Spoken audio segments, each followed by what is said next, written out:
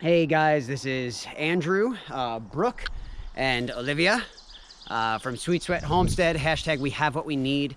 We're out in the woods today and it is popping. The rose-breasted grosbeaks have been showing up. We have ovenbirds and common yellowthroat singing in the background. It's just a really, really pretty day. Today in our area, it's still a little chilly, even though we're in May. So for you gardeners out there, just always keep that in mind. If you're in the area or in a valley that typically is cooler than your surrounding area, don't just throw plants in the ground because it's a warm day. Not a good idea. You more than likely you're going to lose them. Our seedlings are still in the basement, and they're doing great. We actually got some grow lights this year, and so everything is just really, really popping. Yeah, I love it. I love this time of year to where we can come out and really enjoy the bulbs and the newness. So we've been doing a lot about early spring edibles, and we've been showing you a lot of younger specimens, not really ready for harvest. However, at this point, there is some things that are getting ready for harvest and are ready to be harvested.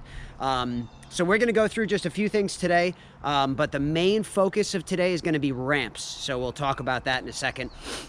But if you remember, we've talked a lot about garlic mustard and how garlic mustard is an invasive. They also excrete a chemical into the ground. It's called allelopathy. It's almost like battle in the ground.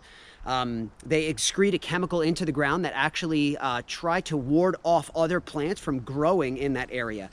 And they are everywhere. Garlic mustard is absolutely everywhere. They're really good in the beginning of the season. However, at this point, you guys will just see here, this tall plant here that you see is garlic mustard as well. And if you remember, this is the kind of leaf shape that we saw in the beginning.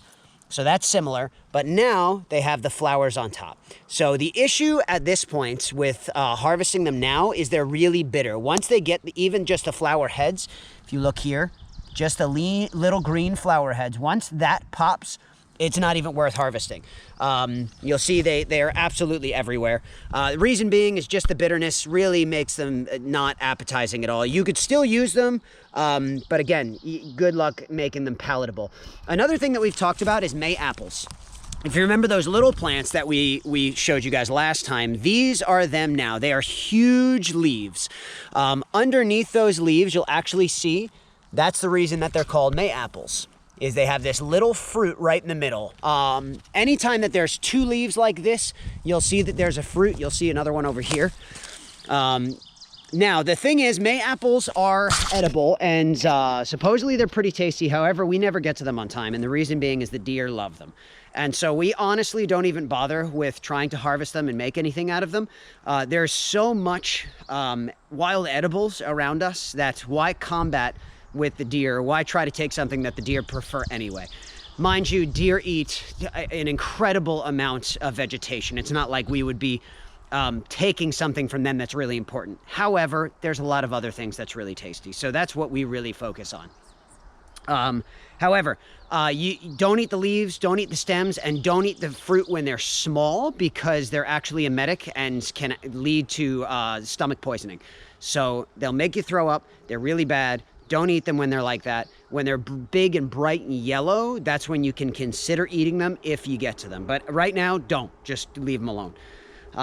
So, beautiful day as we start walking up the hill. We're going to take you to our ramp patch. We've been harvesting this ramp patch for the past couple years, and it's amazing. It's been really good. The main thing with ramps, well, before we do that, ramps are an allium. What that means, if you're not familiar with the term, is it's just another word for onions and garlic and leeks, things that grow, that have a bulb and that grow in the ground. Ramps take about 7 years to mature. And so you need to really be careful with the ramp patch and making sure that you're harvesting sustainably, because if you harvest too many from one patch and if you don't harvest them in the right way, then you could very easily destroy that patch. And ramps are increasing in popularity a lot. Lots of people are going out and looking for ramps and talking about ramps. Just be careful, because we don't want to ruin the amazing gift that's all around us in wild edibles. So if you take a look, here is our ramp patch. All of this green that you see all around the ground, the leaves, well, most of it, it's not all the green. There's other stuff mixed in. But all of those green leaves, these are all ramps. So it's a fantastic spot. Ramps are delicious. Ramps are kind of like a sweet, sharp onion. If Vidalia and red onions had a baby, that would be ramps. So today we're gonna just quickly show you how to sustainably harvest. We've already harvested our bulk ramps for the winter. What we do is we actually harvest some ramps, put them in the freezer right away, which we'll tell you why we do that in a second. And then we have those all winter long, fall and the winter. So we have delicious alliums that we can break out and make some stir fry or anything else you want to do with them. And we'll actually talk about some ideas of how to cook them. But for now, what we'll do is we'll come and we'll harvest a handful of ramps and then use them for that evening. So just a little bit, whatever we're going to use, and eat them fresh. You'd be amazed as to how how healthy your food is if it's freshly harvested. So vitamin and mineral contents, as soon as you harvest a plant, it starts to decrease. So when you harvest fresh wild edibles or fresh from your garden, what is going into your body is exponentially better than things that you're gonna buy at the store. So let's take a look at ramps. Let's see how we harvest them, and then let's talk about some sustainable practices as well as recipes. So if you take a look, we have this whole ramp patch here. Now we've harvested from some specific areas, but I have not harvested from the center of the patch over here. And the reason being is because you want to make sure that you don't harvest from one area, one location of your ramp patch. You wanna switch it up. So we're gonna go ahead and harvest some ramps and let you know how to do that sustainably. So if you look in the beginning here, sometimes ramps will have kind of a reddish bottom and sometimes green. So you'll see here, this one actually is just starting to flower. Now that's super cool because, again, flowers take about 7 years to be produced from a single ramp. So the fact that these guys are starting to flower means we're almost at the end of harvest season for our ramps here.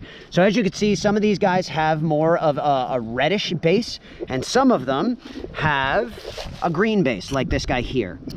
They're both ramps. They're both ramps. The green ones are younger. The redder ones are a little more mature. So I leave most of the green ones and I take some of the red ones that have not flowered. So I'll show you guys some harvesting. So when you do it, you want to make sure that you move this over. You don't want to get all the way to the bulb. You want to leave the bulb in the ground, and the reason being is because the bulb will produce year after year after year. If you pull that bulb out, that is one less plant that you will have in your patch for next year. So when you harvest, you want to make sure that you cut it at the base of the stem. You have a little bit of white. This is actually, you can kind of almost see that's where the bulb is going to be starting. The bulbs aren't huge and fat. They're kind of about that big. Thin, and then the roots are deep. When you try to pop a ramp out of the ground, usually what will happen is it'll actually break the bulb. These plants have a defense mechanism because they've been getting eaten for so many years that the bulb will break off and be left in the ground. So really, in order to get it, you have to dig it up. Don't bother digging it up, honestly. If you want a sustainable patch of ramps for years and years to come that you can pass on to your kids, that others are more than likely coming and harvesting in as well, you want to make sure that you leave the bulb in the ground. So ramps are really good. You can eat them right out of the ground. They're not gonna disrupt you. That is not true with all wild edibles. You have to keep that in mind. Now these ramps, you use the leaves. So what you do, if you're gonna cook with them and mix them into any food or layer them onto a piece of mutton or sheep, is you slice them into thin strips, and you could just cook them as is, and they're really, really tasty. The sharper flavor is gonna be towards where the bulb is, so the stem and the bulb. The redder the stem, the sharper the flavor is gonna be. We've made ramp butter before, to where we actually sliced them up and just kind of leave them out a little bit, and then we actually hand shook our own butter. My sister thought that was really funny that we hand shook it rather than spinning or something else. But yeah, we hand shook our own ramp butter. Try it out. You have a gym membership? Don't go that day. Just shake your butter. Another thing that you can do with these is to powder them. If you dry these, hang them upside down in the sun or in a warm place, if you have a fireplace or something like that, just hang them upside down, let them dry, and then grind them into a powder, and now you have onion powder. It's a spice that you can put on your food. So those are just some ideas that we've done with them. Experiment with it. These are fantastic plants. So keep in mind the sustainability aspect of harvesting wild edibles. We'll take maybe like 3 or 4 plants today, and we've been doing that for years. No issues have arisen, but leave the bulbs in the ground. Really, it's worth it. If you really are desperate to try a bulb, that's okay. Just take only what you're going to consume that day. Take them immediately. The last thing I want to talk about is the smell. You can really locate ramps almost by the smell walking through the woods. It smells like a freshly cut Vidalia onion. So it's got that little bit of a sweet smell to it. And they really are smelling very, very pungent right now. It's good. When you harvest them, that smell begins to change very quickly. So it's no longer going to be a Vidalia onion. It's going to be almost like an onion that's turning, that's just starting to stink. So if you're going to harvest them, don't just leave them on your counter for 2 days, because you'll quickly realize, oh man, now like those stink, because they do. So if you want and you have a ramp patch, harvest a bunch of them and put them in the freezer. We will have fresh ramps through the fall and the winter. So it's a great way to be sustainable, where you don't have to have onions shipped from South America or somewhere else. You just whip some of these out, you throw them into whatever the dish you're cooking, and there's your allium flavor. So guys, remember sustainability. Coming up here soon, we're hoping to have false morels. We're going to talk about false morels. We have a really good patch of Brunea that we're going to be looking at. So gyromitras and things like that. You'd be surprised at what you're told. However, there is kind of a look-alike with ramps. It's not really obvious. It's a similar leaf, but it's called trout lily, and I actually saw one over there. Yeah, let's walk back over here. Trout lily actually is named that because it looks like a trout. It has kind of that modeling on the leaf. So let's go back and grab that leaf, and we can take a look at it just to make sure you guys know what it is. Trout lilies are not edible. They're emetic. They make you throw up.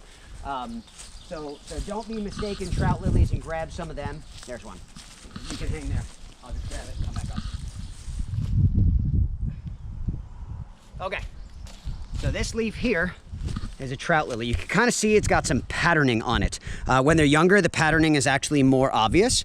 So if you look, you can kind of see that it's got some white areas to it compared to the ramp leaf. So they're also thicker when you pick them up. The ramp leaves have some kind of grooves in them too, whereas to the trout lily is just smooth. Don't eat these unless you really want to purge yourself. Just leave them alone. So yeah, guys, get out and enjoy. Be looking forward to the false morel episode. We're hoping to hit morels too, but we're still early here in our valley. They're popping north of us. Central Pennsylvania has been going for a little while, but for our valley here, for some reason, we just take a long time to catch up. So guys, hashtag we have what we need. Like the video, subscribe to our page, just stay in touch. If you have any questions or recommendations or things that you'd be interested in learning, write us. Feel free to comment. We'd love to try to cover it if that's something that we can do. But without further ado, you guys are awesome. Get outside, take a walk, just get in nature. Thank you guys very much. Brooke, what's wrong? You want to keep walking? Yeah? Are you bored? It's like, why are you guys talking?